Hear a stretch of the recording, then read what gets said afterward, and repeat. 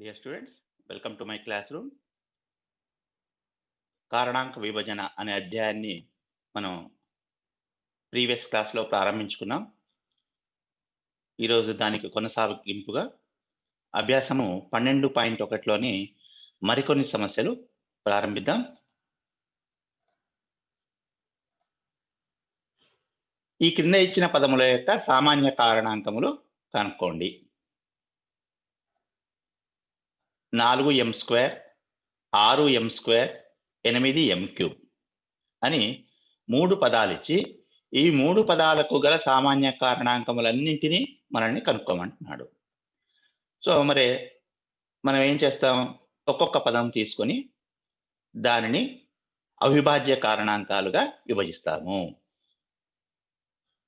ముందుగా 4m² తీసుకుంటే 4ని మనం ప్రధాన కారణాంకాల లబ్దంగా విభజిస్తే 2x2 అవుతుంది. m² ఉంది కాబట్టి m×m. ఈ విధంగా అవిభాజ్య కారణాంకాలుగా విభజించుకుంటాం. అట్లాగే రెండవ దాంట్లో 6m² ఉంది కాబట్టి 6ని ప్రధాన కారణాంకాలుగా విభజించుకుంటే 2x3 అవుతుంది. అట్లాగే m² అనేది m×m అవుతుంది.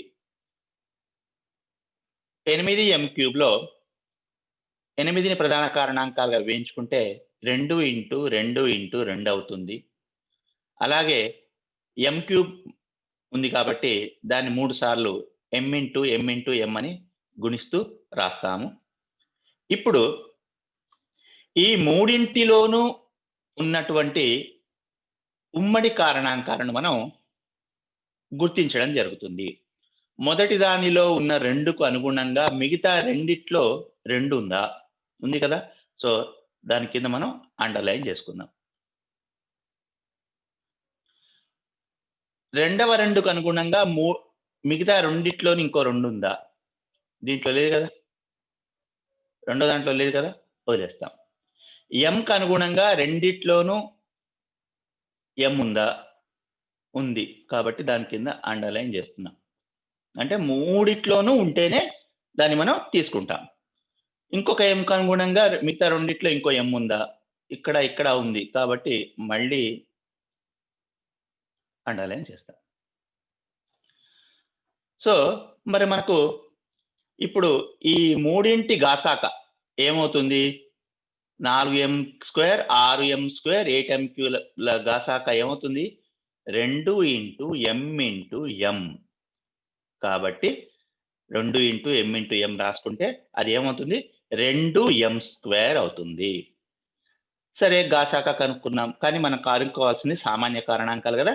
కాబట్టి ఇప్పుడు ఇచ్చిన పదాల యొక్క సామాన్య కారణాంకములు ఏవేవంటే ఏమనుకున్నాం మనం?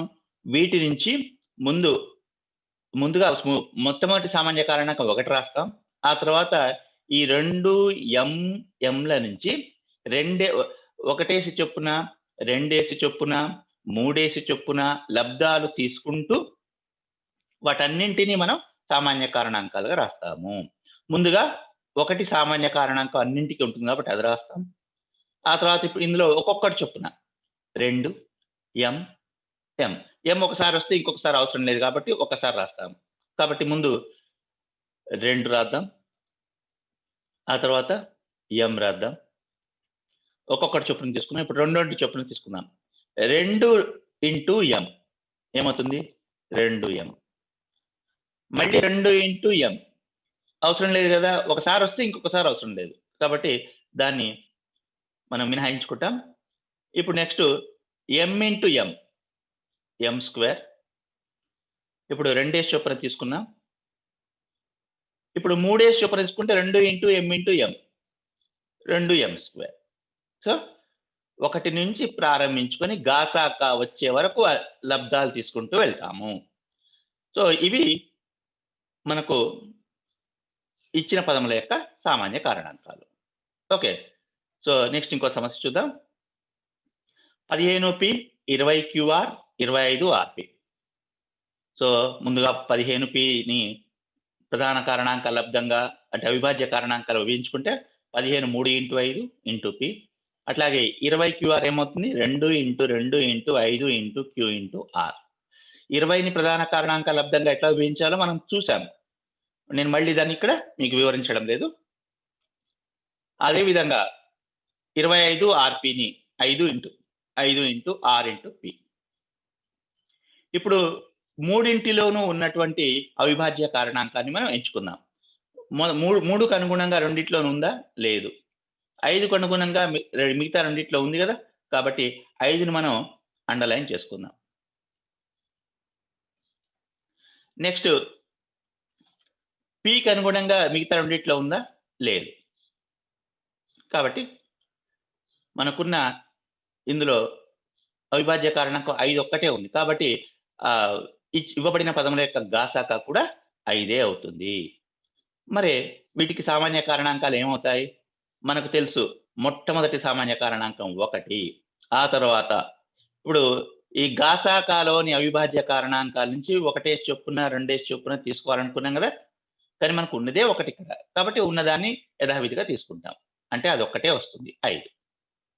కాబట్టి దీనికి కేవలం 2 సామాన్య కారణాంకాలే ఉన్నాయి ఇవ్వబడిన పదాలకు. ఏంటంటే 1 మరియు 5. సో అదేవిధంగా ఇంకో సమస్య చూద్దాం.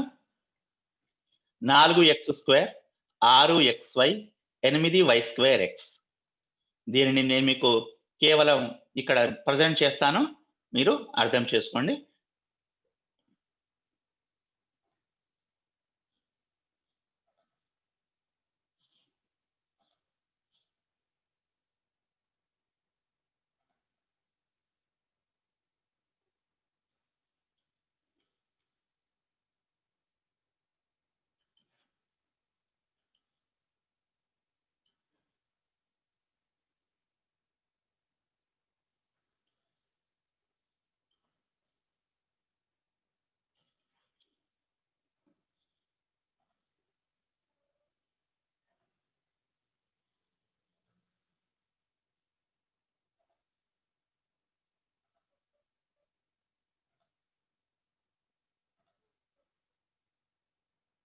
చూసారు కదా.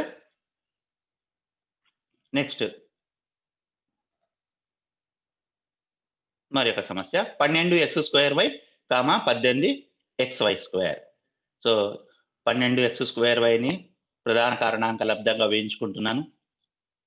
18xy² కూడా అదే విధంగా విభజించుకుంటున్నాను. ఇప్పుడు గాసాకా కోసం ఉమ్మడి అవిభాజ్య కారణాంకాన్ని వెతుకుతున్నాను. ఇక్కడ మొదట ఒక 2 ఉంది, ఇంకొక 2కు లేదు, ఒక 3 ఉంది, నెక్స్ట్ ఒక x ఉంది, ఒక y ఉంది. కాబట్టి మనకు గాసాకా ఏమవుతుంది? 2 × 3 × x × y అంటే 6xy. ఇక మనకు సామాన్య కారణాంకాలు 1 చొప్పున, 2 చొప్పున, 3 చొప్పున, 4 చొప్పున కూడా తీసుకోవాల్సి ఉంటుంది. మొదటిది 1, తర్వాత 2, 3, x, y, తర్వాత 2 × 3 6, 2 × x 2x, 2 × y 2y, 3 × x 3x, 3 × y 3y, x × y xy. ఇప్పుడు 3 3 చొప్పున తీసుకుంటే 2 × 3 × x 6x, 2 × 3 × y 6y, 2 × x × y 2xy, 3 × x × y 3xy. అట్లాగే ఇప్పుడు ఇక మిగతా 2 × 3 × x × y ఏమవుతుంది? 6xy. ఓకే. ఇప్పుడు మరొక సమస్య తీసుకుందాం. ఈ క్రింది వాటిని కారణాంక విభజన చేయండి. అందులో మొదటిది 5x² - 25xy. సో ఇప్పుడు ఈ సమస్యని మనం ఏం చేస్తామంటే, ముందుగా ఇవ్వబడిన సమాసంలోని పదాలను విడివిడిగా తీసుకొని ప్రధాన కారణాంక విభజన చేసి వాటి యొక్క గరిష్ట సామాన్య కారణాంకాన్ని గాసాకా కనుక్కొని ఆ గాసాకాని ఉమ్మడి కారణాంకంగా రాస్తూ దానిని గుణకార సంకలన విభాగ న్యాయం ద్వారా మనం కారణాంక విభజన చేస్తాం. ముందుగా 5x² తీసుకున్నాం, 5 × x × x. నెక్స్ట్ 25xy తీసుకుందాం. 25xy అంటే తెలుసు మనకు 5 × 5 × x × y. మరి ఇప్పుడు ఉమ్మడి కారణాంకం కోసం ఏం చేస్తాం మనం? ఉమ్మడి అవిభాజ్య కారణాంకాల్ని ఎంచుకుంటాం. 5 రెండిట్లోనూ ఉంది. ఒక x రెండిట్లోనూ ఉంది. కాబట్టి మనకు గాసాక ఏమవుతుంది? 5 × x 5x అవుతుంది కదా. ఇప్పుడు ఇవ్వబడిన సమాసం తీసుకొని వాటిలోని పదాలను ఈ గాసాక యొక్క లబ్ధాలుగా రాస్తాం. అంటే ఇప్పుడు మొదట ఉన్న 5x² 5x ఇంటూ ఇంకా ఏముంది? x. 5x పోగా మిగిలిన యొక్క కారణాంకం x. కాబట్టి 5x ఇంటూ x గా రాస్తాం. అట్లాగే రెండో దాంట్లో 5x ఇంటూ ఇంకా ఏం మిగిలినాయి? 5 × y. కాబట్టి 5x ఇంటూ 5y గాసాక యొక్క లబ్ధంగా రాస్తున్నాం. ఇప్పుడు 5x రెండింటిలోనూ ఉమ్మడిగా ఉంది కాబట్టి విభాగ న్యాయం ప్రకారం AC మైనస్ AB ఉంటే AB మైనస్ AC ఉంటే A into B minus C గా రాస్తాం. కాబట్టి ఏంది మనకు విభాగ న్యాయంలో ఎట్లా ఉంటుంది? AB మైనస్ AC ఉంటే A into B minus C గా రాస్తాం కదా. కాబట్టి ఆ విధంగా 5x × x minus 5x × 5y ఉంది కాబట్టి ఉమ్మడి కారణాంకమైన 5x ని బయటికి రాస్తూ B మైనస్ C అంటే x మైనస్ 5y ఇంకొక లబ్ధంగా రాసుకుంటాం. ఓకే. కాబట్టి therefore 5x² మైనస్ 25xy ని కారణాంకాలుగా ఎట్లా విభజించవచ్చు? 5x × x minus 5y. ఈ విధంగా మనం కారణాంక విభజన చేస్తాం. ముందుగా పదాలను అవిభాజ్య కారణాంకాలుగా విభజించుకుంటాం, గాసాక కనుక్కుంటాం. ఇచ్చిన పదాలను గాసాక యొక్క లబ్ధాలుగా రాస్తూ ఆ గాసాకాను ఉమ్మడిగా రాసుకుంటూ కారణాంక విభజన చేస్తాము. మరొక సమస్య తీసుకుందాం. 9a² minus 6ax. సో ముందు 9a² అవిభాజ్య కారణాంకాలుగా 6ax అవిభాజ్య కారణాంకాలుగా విభజించుకున్న తర్వాత మనకు ఉమ్మడి అవిభాజ్య కారణాంకాల్ని ఎంచుకుంటాం. 3కు అనుగుణంగా ఇక్కడ ఒక 3 ఉంది, ఈ 3కు అనుగుణంగా లేదు. ఒక ఏకి అనుగుణంగా ఇక్కడ ఒక ఏ ఉంది, ఇక్కడ ఏకి అనుగుణంగా లేదు. కాబట్టి 9a² మరియు 6ax యొక్క గాసాక ఏమవుతుంది?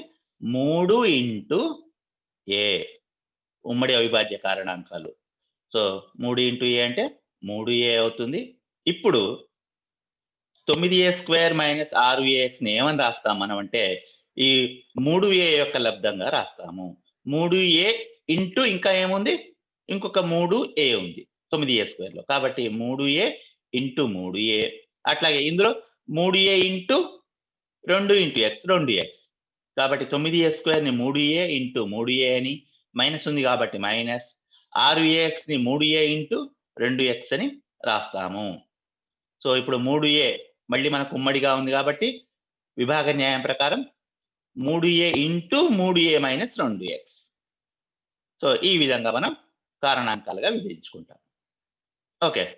మరొక సమస్య చూద్దాం. 7p² plus 49p³. సో ఈ సమస్యను నేను మీకు వివరించను, మీరే గమనించండి.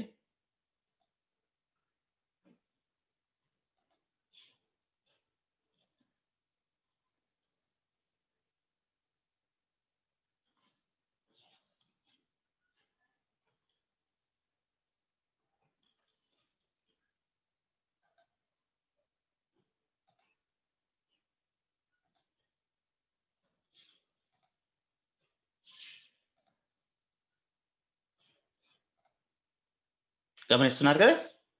సో తదుపరి సమస్య ఇక్కడ కూడా ముందుగా 36a²bని ప్రధాన కారణాంకాలుగా విభజించుకున్నాం. 60a²bcని కూడా విభజించుకున్నాం. సో ఇప్పుడు ఉమ్మడి అవిభాజ్య కారణాంకాలు 2కు ఒక 2, ఇంకొక 2కు ఇంకొక 2, 3కి 3, ఇంకొక 3కు లేదు, ఏకి ఏ, ఇంకొక ఏకి ఏ, బికి బి. సో ఇవ్వబడిన పదాల యొక్క గాసాక ఏమవుతుంది? 2 ఇంటూ 2 ఇంటూ 3 ఇంటూ ఏ ఇంటూ ఏ ఇంటూ బి అంటే 12, 2 4 3 12 ఏ ఇంటూ ఏ స్క్వేర్ బి.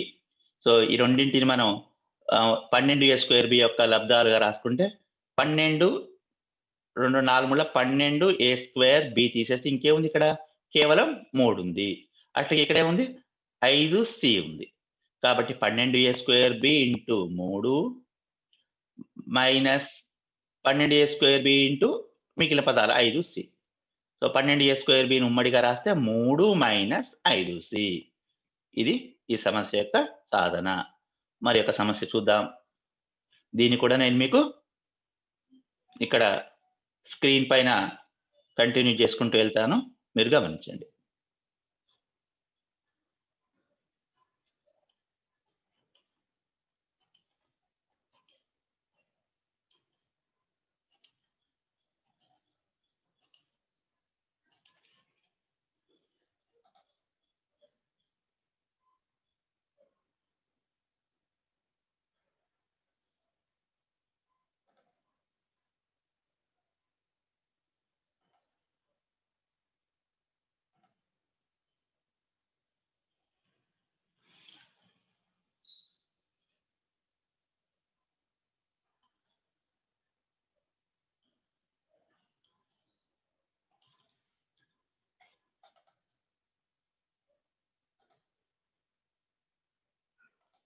చూస్తున్నారు కదా?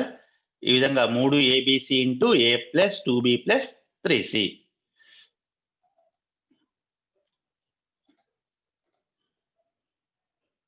సో దీన్ని మీకు ఎక్స్ప్లెయిన్ చేస్తాను. ఇది కూడా సులభంగానే ఉంది, కానీ చూడండి 4పి స్క్వేర్ అంటే 2 into 2 into p into p, 5pq అంటే 5 into p into q, 6pq square అంటే 2 into 3 into p into q into q. So ఉమ్మడి కారణాంకాల్ని ఎన్నుకుంటున్నాను. అవిభాజ్య కారణాంకాల్ని 2కు ఇందులో లేదు కాబట్టి వదిలేస్తాం. కేవలం ఇక్కడ పి ఇంకా ఉందా? లేదు కదా? ఉమ్మడి కారణాంకాలు 3ంటికి ఉన్నాయి, లేవు కాబట్టి మనకు గాసాక ఏమవుతుంది? కేవలం పి. ఇప్పుడు ఇచ్చిన పదాలని మనం పి యొక్క లబ్ధంగా రాసుకుంటుంటాం. అంటే పి పోతే ఇంకా 2 ఇంటూ 2 ఇంటూ పి 4పి, పి ఇంటూ 4పి plus p into 5q plus p into 2 3 6q square. So పిని ఉమ్మడిగా రాసుకుంటే 4పి plus 5q minus 6q square. So ఇది కారణాంక విభజన అవుతుంది. ఇది కూడా చాలా సింపుల్, ఇక్కడ మీరు గమనించవచ్చు. సో ఉమ్మడిగా ఏముంది? కేవలం టీ ఉంది. కాబట్టి గాసాక ఏమవుతుంది? టీ అవుతుంది. సో ఆ టీ యొక్క లబ్ధంగా రాస్తే t into u plus t into a t. So t into u plus a t. ఇది కారణాంక విభజన. సో ఇప్పుడు ఇక నెక్స్ట్ సమస్యకు, మూడో సమస్యకి వెళ్దాం. క్రింది వాటిని కారణాంక విభజన చేయండి. మళ్ళీ కారణాంక విభజనే, కాకపోతే ఇక్కడ మనకు ఈ విధమైనటువంటి కారణాంకాలు ఇచ్చాడు, పదాలు ఇచ్చాడు. 3ax minus 6xy plus 8by minus 4ab. అయితే ఇక్కడ మనం ఒకటి గమనించవచ్చు. ఇప్పటి వరకు ఇవ్వబడిన పదాల్లో అన్నిట్లోనూ అన్ని పదాలలో ఏదో ఒకటి ఉమ్మడిగా ఉంది. కానీ ఇక్కడ మొదటి 2 పదాలకు 3x ఉమ్మడిగా ఉంది. కానీ మూడో పదానికి 3 లేదు, x లేదు. ఆ తర్వాత మళ్ళీ రెండో పదానికి 4వ పదానికి కేవలం దీన్ని 2 ఇంటూ 3గా, దీన్ని 2 ఇంటూ 2గా రాయొచ్చు కాబట్టి 2 మాత్రమే ఉంది. ఇటువంటి వాటిని మనం ఏ విధంగా చేయాలో ముందు చెప్పుకున్నాం. మనం ఏం చేస్తాం? ఇచ్చిన పదాలను అనువైన సమూహాలుగా విభజించుకుంటాము.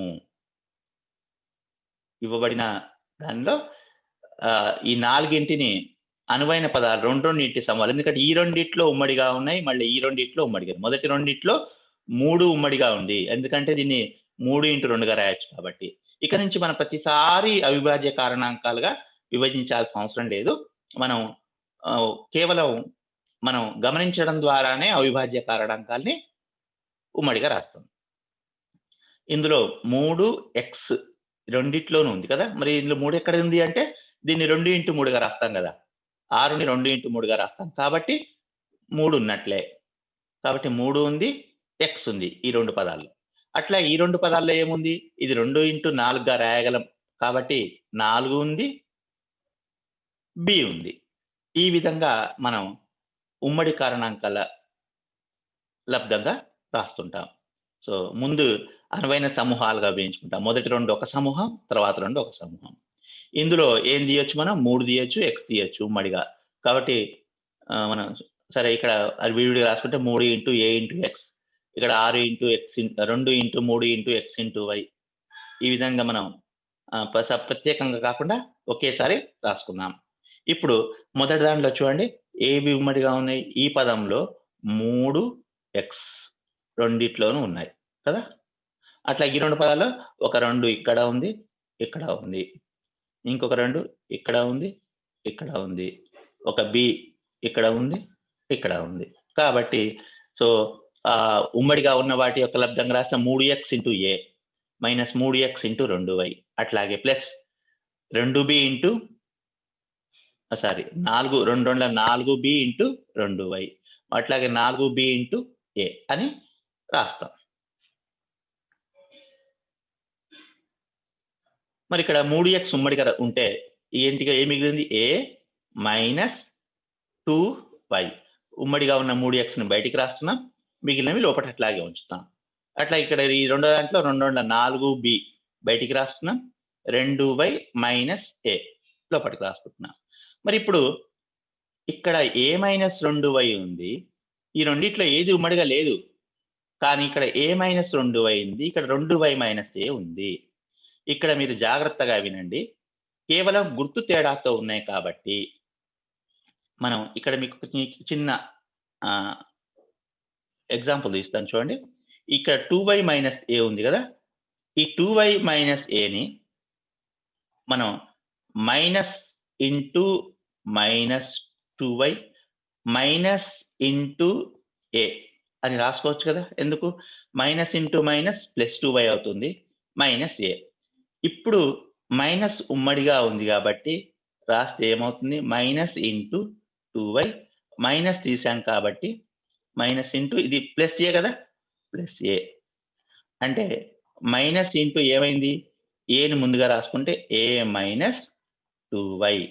సో, మనం గుర్తులు మార్చాలంటే ఈ విధంగా మైనస్‌ని కామన్ తీయాలి అని గుర్తుపెట్టుకోండి.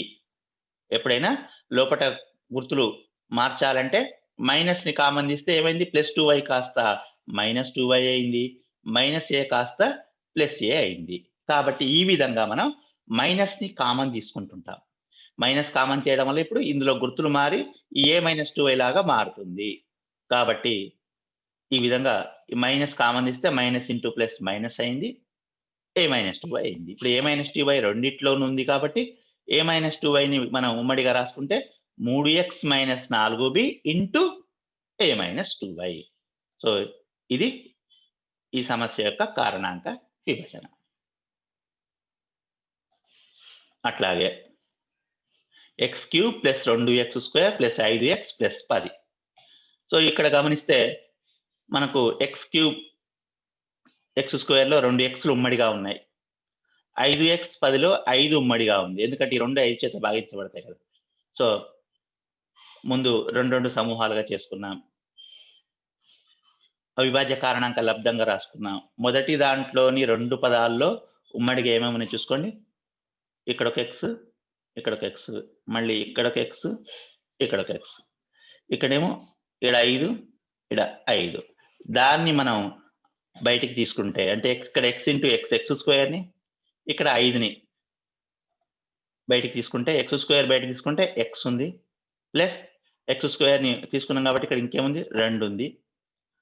అట్లా ఇక్కడ 5ని ఉమ్మడిగా తీసుకున్నాం కాబట్టి x ప్లస్ 2 ఉంది. ఇప్పుడు x ప్లస్ 2 చోట్ల ఉంది కాబట్టి x ప్లస్ 2ని ఉమ్మడి కారణాంకంగా రాసుకుంటే ఏంది? x² plus 5. సో, ఇది ఈ సమస్య యొక్క కారణాంక విభజన. నెక్స్ట్ దీన్ని నేను మీ అవగాహన కోసం వదిలేస్తున్నాను. చూడండి. ప్రతి పదం యొక్క ఉమ్మడి అవిభాజ్య కారణాంకాన్ని గుర్తించుకుంటే ఇక్కడ m ఉంది. ఇక్కడ రెండిట్లోనూ 2, ఇంకొక 2. అంటే మొదటిది m ఇంటూ m-n ప్లస్ ఇందులో 4 ఇంటూ m-n. m-n ఉమ్మడి కారణాంకంగా ఉంది కాబట్టి m+4 ఇంటూ m-n ఈ విధంగా రాసుకోవచ్చు. సో చివరిది దీన్ని కూడా మీకు అవగాహన కోసం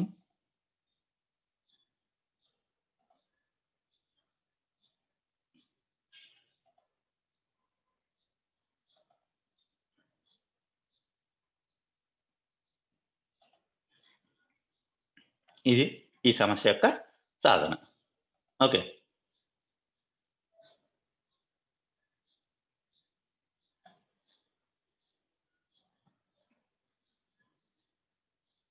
ఒకసారి ఇక్కడ మధ్యలో వచ్చిన స్టెప్ చూసుకోండి.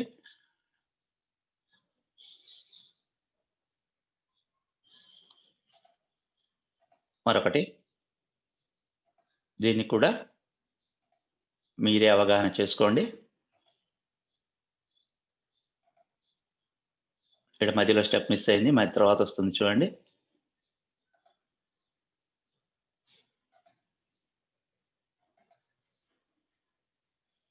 ఇక్కడ మైనస్ కామన్ చేయడం జరిగింది గుర్తులు మార్చడం కోసం. ఇక్కడ